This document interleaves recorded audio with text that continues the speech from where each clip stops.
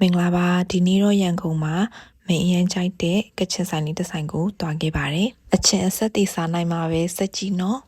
သူဆိုင်ကလူအရန်ကြရဲပေါ့နော်ညနေ6နာရီနောက်ပိုင်းဆိုပြင်ဘက်မှာလူအရန်ရှုပ်တယ်ပေါ့နော်အတွင်းကန်းမှာဒီလိုအခန်းလေးရှိရဲဆိုတာတိတ်မတိကြပါဘူးအတွင်းကန်းထဲမှာတော့လူရှင်နေဒီလိုအတွင်းကန်းကိုရွေးထိုက်ပါတယ်ပေါ့နော်သူဆိုင်မှာရတဲ့မီနူလေးတွေပါကချင်အစားအသောက်လေးတွေပေါ့နော်မိန်းကအချင်အဆက်တည်အရန်ကြိုက်တာမလို့ကချင်စာလေးတွေကြိုက်ပါတယ်မိန်းမထားတာလေးတွေကထမင်းထောင်ဒါလေးတွေကဝက်ကချင်ချက်ပေါ့နော်ပြီးရင်အမေဒါ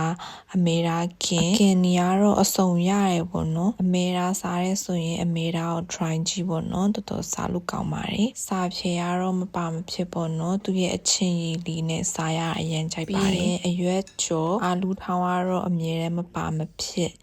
ဒါကတော့ငခုဟင်းရင်လေးပါငခုဟင်းရင်လေးလည်းတောက်လို့ကောင်းပါတယ်ဒါလေးကတော့စာဖြေကိုနေထားတာလေးပါကချင်တန်ပေါက်လေးလည်းစားလို့ကောင်းပါတယ်သူရဲ့စကောထမင်းလေးပေါ့နော်စကောထမင်းမမယ်ဆိုလို့ရှိရင်လည်းဟင်းကိုရွေးချယ်ပြီးမှလို့ရပါတယ်အခုထိသူဆိုင်ရာစားဘူးသမျှဟင်းนี่အကုန်နီးပါတော့မင်းအကြိုက်တီကြီးပဲပေါ့နော်အတွင်းပြက်ပြီးတော့မှအစားတောက်ပြက်နေလို့ရှင်သူဆိုင်ရာဥစ္စာလေးတွေစားလိုက်လို့ရှင်ပွင့်ထွက်သွားလောက်မယ်လို့တော့ထင်ပါတယ်သွားစားတိုင်းအစားတောက်ကအရန်ဝင်လာမလို့ပေါ့နော်ဝိတ်တော့တတ်နိုင်တာကိုတတိထားရပါမယ်ဆိုင်လေးစာလေးကတော့စမ်းချောင်းချမ်းသာလန်ထဲမှာဖွင့်ထားတဲ့ SUT ဆိုတဲ့ကချင်ဆိုင်လေးပဲဖြစ်ပါတယ်အဆက်စားနိုင်တဲ့လူတွေ try ကြည့်နော်အရင်ချိုက်မှာပါတတ